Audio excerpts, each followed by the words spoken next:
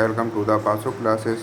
आज हम लोग बात करेंगे दोस्तों यूपी टेट, सी टेट तथा सुपर टेट और केबीएस जैसी जो परीक्षाएं होती हैं जिसमें बाल विकास तथा शिक्षण शास्त्र से जो प्रश्न पूछे जाते हैं उनके बारे में चलिए शुरू करते हैं। दोस्तों बात करेंगे बाल विकास का जो जनक माना जाता है दोस्तों स्टेनले हॉल को, तथा विकासात्मक मनोवैज्ञानिक का जो जनक मनाया बात की जाएगी तो वहाँ पर वो जाएंगे दोस्तों जीन पियाजे में। दोस्तों इन्होंने जो है संज्ञानात्मक तथा विकासात्मक सिद्धांत दिया था दोस्तों। लेकिन जहाँ बाल विकास आंदोलन या बाल विकास का जनक की बात की जाएगी तो वहाँ पर हो जाएंगे स्टेनले हॉल। दोस्तों बात करेंगे बाल्यावस्था जीवन का अनोखा काल है, यह कथन जो है वह किसका है तो दोस्तों यह कथन जो है वह कॉल और ब्रूस का है। तथा किशोरावस्था को तनाव, तूफान और संघर्ष की जो अवस्था कहा है वह कहा है दोस्तों स्टेनले हॉल ने। बात की जाए विकास किस प्रकार की प्रक्रिया है तो दोस्तों विकास जो है जीवन पर्यंत चलने वाली निरंतर प्रक्रिया है। वृद्धि और विकास में अंतर की बात की जाए तो वृद्धि मुख्य रूप से शारीरिक और मात्रात्मक होती है, जबकि विकास जो होता है वह गुणात्मक रूप में होता है। दोस्तों बात की जाए मानव विकास जो है किन दो कारकों पर निर्भर करता है तो दोस्तों ये वंशानुक्रम और वातावरण की जो है अंतर क्रिया जो है उस पर जो है मानव विकास निर्भर करता है। शैशवावस्था की मुख्य समय अवधि की बात की जाए तो वह है जन्म से लेकर 5-6 वर्ष की जो अवस्था है, अर्थात 5 या 6 वर्ष की जो अवस्था है वह शैशवा अवस्था की मुख्य समय अवधि है। किस अवस्था को खिलौनों की आयु जो है कहा जाता है तो दोस्तों पूर्व बाल्यावस्था 2 से 6 वर्ष की जो अवस्था होती है उसे खिलौनों की आयु कहा जाता है। दोस्तों गैंग एज या टोली की जो अवस्था है किसे कहा जाता है तो दोस्तों उत्तर बाल्यावस्था को जो है गैंग एज या टोली की अवस्था कहा जाता है।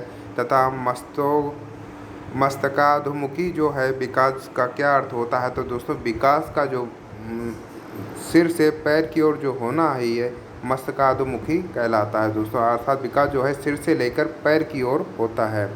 बात करेंगे निकट दृष्टि दोष निकट दूर विकास का सिद्धांत जो दिया था वह दिया था दोस्तों विकास केंद्र अर्थात नाभ या हृदय से शुरू होकर जो है बाहरी अंगों जैसे हाथ पैर की ओर होता है। तथा निकट दूर विकास का सिद्धांत जो है वह यह कहलाता है। दोस्तों बात करेंगे नवजात शिशु के मस्तिष्क का जो वजन होता है वह लगभग होता है 200-350 ग्राम। तथा वयस्क मनुष्य के मस्तिष्क के वजन की बात की जाए तो वह होता है लगभग 1300 से 1400 ग्राम।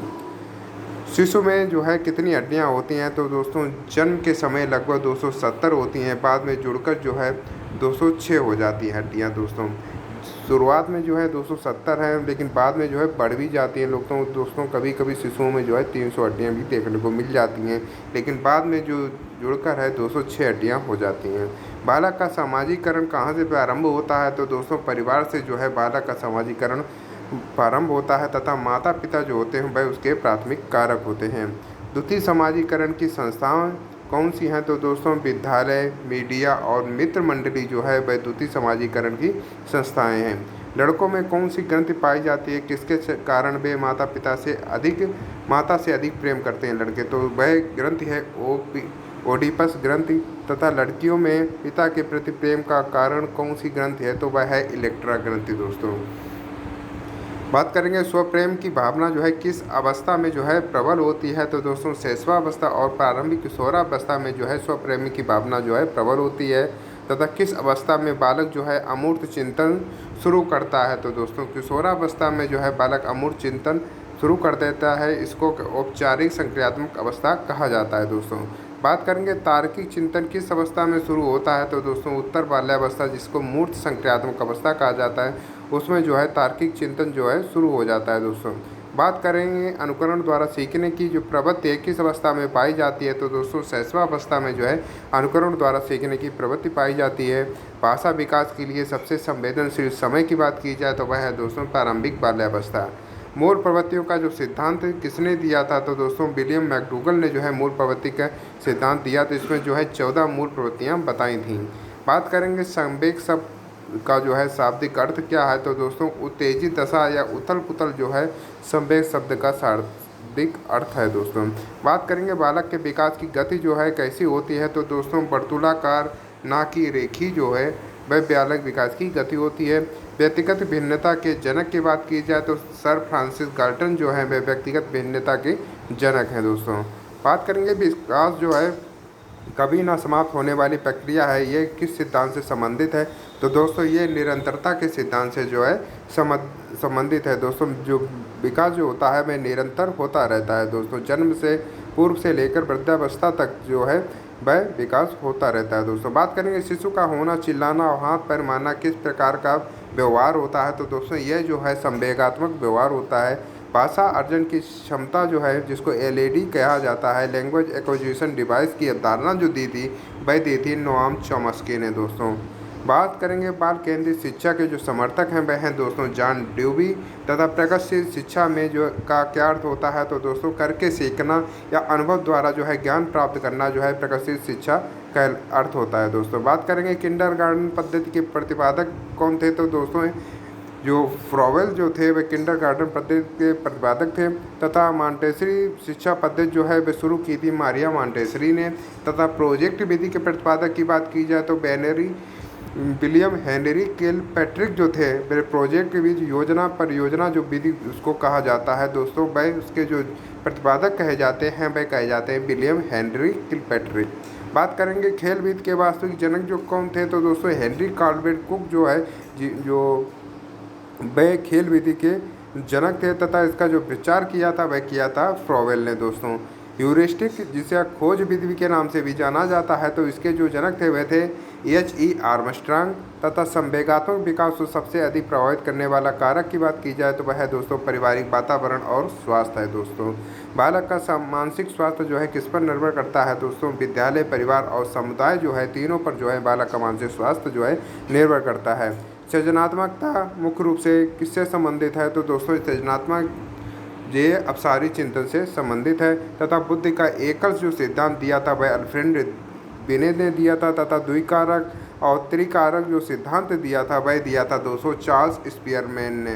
बात करेंगे बहुविध सिद्धांत के जो जनक कहे जाते हैं वे कहे जाते हैं होवार्ड गार्डनर दोस्तों। तथा मानसिक आयु का जो संप्रदाय सबसे पहले किसने दिया था? वह दिया था अल्फ्रेड बिले और साइमन ने, और यह दिया था 1908 में दोस्तों।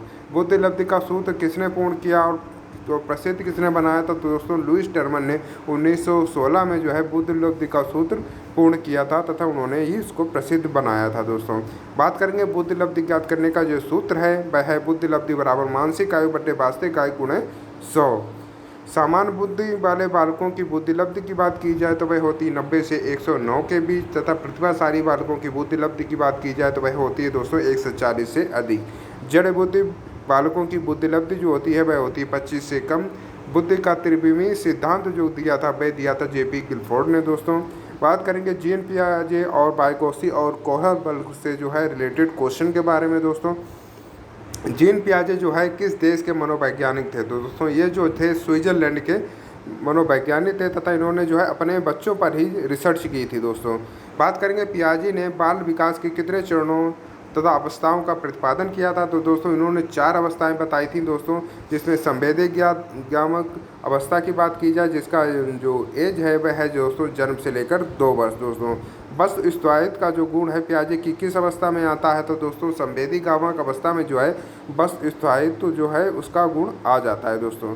पूर्व संक्रियात्मक अवस्था की बात की जाए तो उसकी जो अवधि है वह है 2 से 7 वर्ष। तथा जीववाद और अहम केंद्रित व्यवहार जो है पियाजे की किस अवस्था के विशेषता है? तो दोस्तों वह है पूर्व संक्रियात्मक अवस्था की। इसमें जो बालक है वह अहम केंद्रित हो जाता है तथा उसमें जीववाद आ जाता था। वो खिलौनों वगैरह के अंदर देखा होगा आपने, उसे जो गुड़िया वगैरह होता है उसको सुलाता है, खिलाता है, इस प्रकार के कार्य करता है दोस्तों। बात करेंगे मूल संक्रियात्मक अवस्था की जो अवधि होती है वह होती है 7 से 11 वर्ष की अवस्था। तथा संरक्षण और वर्गीकरण का जो गुण है वह किस अवस्था में विकसित होता है? तो दोस्तों वह अवस्था है मूर्त संक्रियात्मक अवस्था दोस्तों। बात करेंगे औपचारिक संक्रियात्मक अवस्था की जो अवधि है वह होती है 11 वर्ष से ऊपर दोस्तों तथा वयस्कावस्था तक। तथा पियाजे के अनुसार जो स्कीमा क्या होता है? तो दोस्तों ज्ञान या सूचनाओं को जो है संगठित पैकेट जो मस्तिष्क में जो स्टोर होते रहते हैं तो उनको जो है पियाजे के अनुसार उनको स्कीमा कहा जाता है दोस्तों। बात करेंगे आत्मसातीकरण का क्या अर्थ होता है? तो दोस्तों पुराने ज्ञान में कोई नई जानकारी को सीधे जो जोड़ देते हैं तो वह आत्मसातीकरण कहलाता है। लेकिन जब उस जानकारी पुरानी जानकारी या स्कीमा है उसमें कुछ योजना में बदलाव या उसमें कुछ संशोधन कर देंगे, अर्थात कुछ ना कुछ उसमें जो है चेंजमेंट करके जो है कोई चीज़ जोड़ते हैं तो वह कहलाती है समायोजन दोस्तों। बात करेंगे लेव वाइगोत्स्की जो है किस देश के मनोवैज्ञानिक थे दोस्तों, जो रूस के मनोवैज्ञानिक थे, तथा वाइगोत्स्की ने बालक के विकास की किन तत्वों को सबसे महत्वपूर्ण माना है, तो वह है दोस्तों समाज, संस्कृति और भाषा। इन्होंने जो है 3 तत्व जो है उनको सबसे महत्वपूर्ण माना है। बात करेंगे JPD का पूर्ण रूप के बारे में, तो वह है जोन और प्रॉक्सिमल डेवलपमेंट, अर्थात समीपस्थ विकास का क्षेत्र दोस्तों। समीपस्थ विकास का क्षेत्र जो JPD क्या होता है, तो दोस्तों बच्चा जो अकेले कर सकता है या जो किसी की मदद से कर सकता है, उसके बीच का जो अंतर है वह समीपस्थ विकास का क्षेत्र होता है दोस्तों।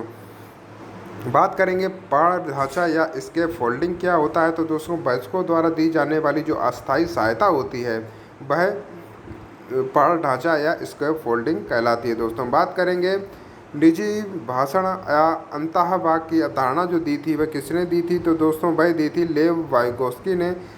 इन्होंने अपने जो बच्चे अपने कार्यों को दिशा देने के लिए जो है खुद से बात करते हैं तो उसको कहते हैं निज भाषण अतः अंतःवाक दोस्तों। इसकी जो अवधारणा दी थी वह दी थी लेव वाइगोत्स्की ने। वाइगोत्स्की के अनुसार भाषा और चिंतन जो है शुरू में कैसे होते हैं, तो शुरुआत में जो है दोनों स्वतंत्र होते हैं, बाद में एक साथ जो है मिल जाते हैं। सहयोगात्मक अधिगम पर किसने बल दिया था, तो दोस्तों लेव वाइगोत्स्की ने जो है सहयोगात्मक अधिगम पर बल दिया था। नैतिक विकास का जो सिद्धांत दिया था वह दिया था लॉरेंस कोहलबर्ग ने। कोहलबर्ग ने नैतिक विकास के कितने स्तर बताए हैं, तो दोस्तों इन्होंने 3 स्तर बताए और 6 अवस्थाएं दी हैं दोस्तों। बात करें कोहलबर्ग का पहला स्तर जो है कौन सा है, तो दोस्तों पूर्व पारंपरिक स्तर जो 4 से 10 वर्ष की अवस्था हो वह कोहलबर्ग का पहला स्तर है दोस्तों। बात करेंगे दंड और आज्ञाकारिता जो है किस स्तर में आता है, तो दोस्तों पूर्व पारंपरिक स्तर में जो है ये आते हैं दोस्तों। बात करेंगे जैसे को तैसा या यांत्रिक सापेक्षिक अभिविन्यास जो है किस चरण में होता है, तो दोस्तों कोहलबर्ग के दूसरे चरण में जो है जिसको पूर्व पारंपरिक स्तर कहा जाता है वहाँ पर यांत्रिक सापेक्षिक अभिविन्यास होता है दोस्तों। बात करें कोहलबर्ग का दूसरा स्तर जो है वह कौन सा है, तो दोस्तों पारंपरिक स्तर जो 10 से 13 वर्ष की जो अवस्था है वह कोहलबर्ग का दूसरा स्तर है दोस्तों। बात करेंगे अच्छा लड़का या अच्छी लड़की जो है अभिविन्यास है किस स्तर की विशेषता है, तो दोस्तों ये पारंपरिक स्तर की विशेषता है। तथा कोहलबर्ग का तीसरा स्तर की बात की जाए तो उत्तर पारंपरिक स्तर जो है 13 वर्ष से ऊपर की अवस्था वह कोहलबर्ग का तीसरा स्तर है दोस्तों। सार्वभौमिक नैतिक सिद्धांत कोहलबर्ग की किस अवस्था में आता है, तो दोस्तों छठी अवस्था उत्तर पारंपरिक स्तर कहा जाता है उसको, उसके अंतर्गत आता है। बात करेंगे कोहलबर्ग की थ्योरी में हाइंज की दुविधा क्या थी, तो दोस्तों एक व्यक्ति हाइंज जो है उसकी कहानी है जिसकी पत्नी बीमार थी और उसने दवा चोरी की थी, जिसका उपयोग बच्चे के नैतिक चिंतन को मापने के लिए जो है कोहलबर्ग ने जो है उसके चिंतन को मापने के लिए उन्होंने इस कहानी सुनाई थी दोस्तों। बात करेंगे कैरोल गिलिगन ने कोहलबर्ग के सिद्धांत की आलोचना क्यों की है दोस्तों, क्योंकि यह सिद्धांत लैंगिक रूप से जो है पक्षपाती था और इसमें महिलाओं के नैतिक दृष्टिकोण की जो है उपेक्षा की गई थी, इसलिए जो है कैरोल गिलिगन ने कोहलबर्ग के सिद्धांत की जो है आलोचना की थी दोस्तों। बात करेंगे पियाजे के अनुसार बच्चे कैसे सीखते हैं, तो दोस्तों पर्यावरण के साथ सक्रिय खोजबीन और अनुकूलन के द्वारा जो है पियाजे के अनुसार जो है बच्चे सीखते हैं। वाइगोत्स्की के अनुसार ज्ञान का जो निर्माण होता है वह कहाँ होता है, तो वह होता है दोस्तों सामाजिक अंतःक्रिया के दौरान। मनोसामाजिक विकास का जो सिद्धांत दिया था वह दिया था एरिक एरिक्सन ने दोस्तों। इन्होंने 8 अवस्थाएं बताई थी। पहचान या संकट जो एरिक्सन की किस अवस्था से संबंधित है, तो दोस्तों ये किशोरावस्था से संबंधित है। बात करेंगे मनोविश्लेषणात्मक सिद्धांत के जो जनक कहे जाते हैं वह कहे जाते हैं सिगमंड फ्रायड दोस्तों। तथा फ्रायड ने व्यक्तित्व के 3 हिस्से कौन से बताए हैं, तो दोस्तों इदम, अहम और परा अहम जो है इड, ईगो, सुपर ईगो जिसे कहा जाता है, इन्होंने व्यक्तित्व के 3 हिस्से बताए हैं। सुख के सिद्धांत पर व्यक्तित्व का कौन सा भाग काम करता है, तो वह काम करता है दोस्तों इदम अर्थात इड। वास्तविकता के सिद्धांत पर कौन सा काम करता है, तो वह करता अहम अर्थात ईगो। तथा नैतिक और आदर्श बात पर जो व्यक्तित्व का जो है कौन सा भाग आधारित है, तो वह है परा अहम अर्थात सुपर ईगो दोस्तों। फ्रायड के अनुसार चेतन मन का जो है कुल मन का कितना भाग होता है, तो वह होता है दोस्तों 1/10 भाग। तथा अचेतन मन की बात की जाए तो वह होता है 9/10वां भाग दोस्तों।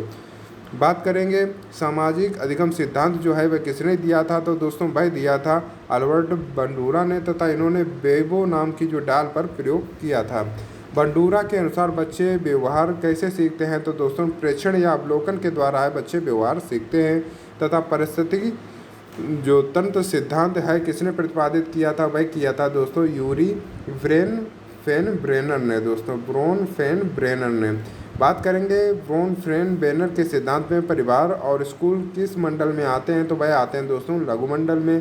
तथा अर्थपूर्ण शाब्दिक अधिगम का जो सिद्धांत दिया था वह दिया था दोस्तों डेविड आशुबोल ने। अंतर्दृष्टि या सूझ का जो सिद्धांत है किसने दिया था, वह दिया था दोस्तों कोलर कोफा और बर्दी में, ये दोस्तों गेस्टाल्टवादी जो मनोवैज्ञानिक थे। बात करेंगे कोहलर ने जो अपना प्रयोग जो किया था वह किस जीव पर किया था, तो उन्होंने सुल्तान नाम के चिंपांजी जो वनमानुष था उस पर जो है अपना प्रयोग किया था दोस्तों। बात करेंगे क्षेत्र सिद्धांत के प्रतिपादक कौन कहे जाते हैं, तो दोस्तों कुर्ट लेविन जो है क्षेत्र सिद्धांत के प्रतिपादक कहे जाते हैं। अगर दोस्तों आपको ये वीडियो पसंद आए तो वीडियो को लाइक करें, चैनल को सब्सक्राइब करें तथा अपने दोस्तों को भी शेयर करें, तथा आप कुछ सुझाव देने के लिए कमेंट करना बिल्कुल भी ना भूलें। धन्यवाद दोस्तों।